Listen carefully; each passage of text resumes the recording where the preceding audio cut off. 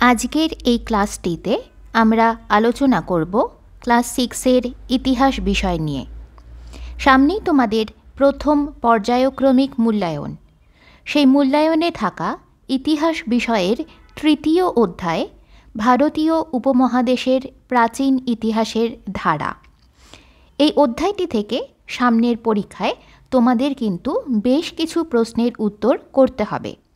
কিছু প্রশ্ন থাকবে ছোট, অর্থাৎ তাদের মান থাকবে 1 নাম্বার করে, এবং কিছু বড় প্রশ্নও থাকবে। আজকের এই ক্লাসটি মূলত ছোট প্রশ্ন ও তার উত্তর নিয়ে। এই অধ্যায় থেকে আসতে পারে এমন অতি গুরুত্বপূর্ণ 50টি ছোট প্রশ্ন ও তার উত্তর তোমরা পাবে আজকের ক্লাসে। তবে আজকের এই ক্লাসটি পার্ট 1-এর ক্লাস, অর্থাৎ আজকের ক্লাসে তোমরা পাবে মোট 25টি ছোট প্রশ্ন ও তার উত্তর, এবং এর পরের দিন আরও একটি ক্লাস নেওয়া হবে যেখানে এই অধ্যায় থেকেই আরও 25টি ছোট প্রশ্ন ও তার উত্তর তোমরা পেয়ে যাবে। এই প্রত্যেকটি ছোট প্রশ্ন ও উত্তর তোমরা বাড়িতে খুব ভালোভাবে মন দিয়ে পড়ো এবং তৈরি করো। এখান থেকে কিন্তু সামনের পরীক্ষায় অবশ্যই তোমাদের প্রশ্ন আসবে। তাহলে চলো দেখে নিই প্রশ্ন উত্তরগুলি। অতি সংক্ষিপ্ত উত্তরধর্মী প্রশ্নাবলী। এই প্রশ্নগুলির প্রত্যেকটির মান 1 নাম্বার করে। প্রথম প্রশ্ন, আদিম মানুষ কিভাবে সভ্য হয়ে উঠেছিল? উত্তর, আদিম মানুষ নিজের বুদ্ধি ও পরিশ্রমের জোরে সভ্য হয়ে উঠেছিল। 2 নাম্বার প্রশ্ন, আদিম যুগে কিভাবে জমির জন্য লড়াই শুরু হয়? উত্তর, স্থায়ী বসতবাড়ি ও চাষের জন্য জমির চাহিদা বেড়ে যাওয়ার ফলে শুরু হয়েছিল জমির জন্য লড়াই। 3 নাম্বার প্রশ্ন, কবে থেকে মানুষ জোট বাঁধতে শুরু করেছিল? উত্তর, পাথরের যুগ থেকে মানুষ জোট বাঁধতে শুরু করেছিল। 4 নাম্বার প্রশ্ন, সর্বপ্রথম মানুষ কিভাবে কেনা বেচা শুরু করে? উত্তর, সর্বপ্রথম মানুষ জিনিস দিয়ে জিনিস নেওয়ার মাধ্যমে কেনা বেচা শুরু করে। 5 নাম্বার প্রশ্ন, বর্ণ বা লিপির প্রয়োজন হয়েছিল কেন? উত্তর, মানুষের লেখার জন্য বর্ণ বা লিপির প্রয়োজন হয়েছিল। 6 নাম্বার প্রশ্ন, সভ্যতা গড়ে ওঠার জন্য কোন বিষয়গুলি থাকা প্রয়োজন?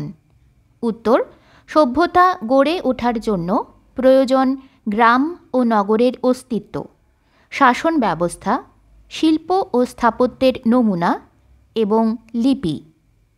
7 নাম্বার প্রশ্ন, সমাজে কিসের বিচারে মানুষের নানা ভাগ তৈরি হয়? উত্তর, সমাজে কাজের বিচারে মানুষের নানা ভাগ তৈরি হয়। 8 নাম্বার প্রশ্ন, মেহেরগড় কোথায় অবস্থিত?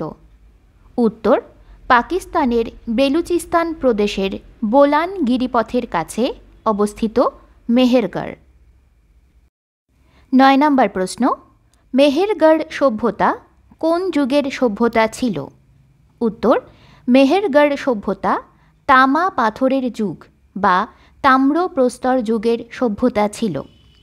10 নাম্বার প্রশ্ন, কে কবে মেহেরগড় সভ্যতার আবিষ্কার করেন? উত্তর, ফরাসি প্রত্নতাত্ত্বিক জাঁ ফ্রাঁসোয়া জারিজ 1974 খ্রিস্টাব্দে মেহেরগড় সভ্যতার আবিষ্কার করেন। 11 নম্বর প্রশ্ন, মেহেরগড় সভ্যতার প্রথম পর্যায়ের সময়কাল কী ছিল? উত্তর, খ্রিস্টপূর্ব 7000 থেকে খ্রিস্টপূর্ব 5000 অব্দ পর্যন্ত। 12 নম্বর প্রশ্ন, মেহেরগড় সভ্যতার দ্বিতীয় পর্যায়ের সময়কাল কী ছিল? উত্তর, খ্রিস্টপূর্ব 5000 থেকে খ্রিস্টপূর্ব 4000 অব্দ পর্যন্ত। 13 নম্বর প্রশ্ন, মেহেরগড় সভ্যতার তৃতীয় পর্যায়ের সময়কাল কী ছিল? উত্তর, খ্রিস্টপূর্ব 4300 থেকে খ্রিস্টপূর্ব 3800 অব্দ পর্যন্ত। 14 নম্বর প্রশ্ন, সবচেয়ে পুরনো কার্পাস চাষের নমুনা কোন সভ্যতায় পাওয়া গেছে? উত্তর, মেহেরগড় সভ্যতায় সবচেয়ে পুরনো কার্পাস চাষের নমুনা পাওয়া গেছে? 15 নম্বর প্রশ্ন, উপমহাদেশে কাস্তে ব্যবহারের সবচেয়ে পুরনো নজির কোথায় পাওয়া গেছে? উত্তর, মেহেরগড়ে। 16 নম্বর প্রশ্ন, মেহেরগড় সভ্যতায় কোন দুটি ধাতুর ব্যবহার হতো? উত্তর, মেহেরগড় সভ্যতায় তামা ও কাঁসার ব্যবহার হতো। 17 নম্বর প্রশ্ন, মেহেরগড় সভ্যতার প্রথম পর্যায়ের মানুষেরা কোন কোন ফসল ফলাতে জানত? উত্তর, গম ও যব ফলাতে জানত। 18 নম্বর প্রশ্ন, মেহেরগড় সভ্যতার পুরনো পর্যায়ে গৃহপালিত কয়েকটি পশুর নাম লেখো। উত্তর, ছাগল, ভেড়া ও কুঁজওয়ালা ষাঁড়।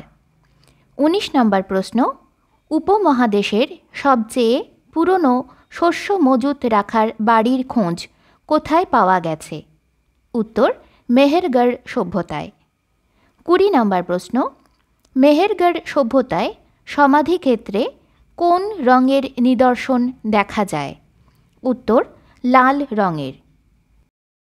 21 নম্বর প্রশ্ন, কত খ্রিস্টাব্দে হরপ্পা ও মহেঞ্জোদারো কেন্দ্র দুটি আবিষ্কার করা হয়? উত্তর, 1921 খ্রিস্টাব্দে হরপ্পা এবং 1922 খ্রিস্টাব্দে মহেঞ্জোদারো কেন্দ্র দুটি আবিষ্কার করা হয়। 22 নম্বর প্রশ্ন, হরপ্পা সভ্যতা কে আবিষ্কার করেন? উত্তর, হরপ্পা সভ্যতা আবিষ্কার করেন দয়ারাম সাহানি ও রাখাল দাস বন্দ্যোপাধ্যায়। 23 নম্বর প্রশ্ন, তাম্র ব্রোঞ্জ যুগের সবচেয়ে বড় সভ্যতা কোনটি? উত্তর, হরপ্পা সভ্যতা। 24 নম্বর প্রশ্ন, ভারতীয় উপমহাদেশে কোন সভ্যতায় প্রথম নগর গড়ে উঠেছিল? উত্তর, হরপ্পা সভ্যতায়। 25 নম্বর প্রশ্ন, কিসের ওপর ভিত্তি করে হরপ্পা সভ্যতার ইতিহাস সম্পর্কে জানা যায়? উত্তর, প্রত্নতাত্ত্বিক উপাদানের ওপর ভিত্তি করে।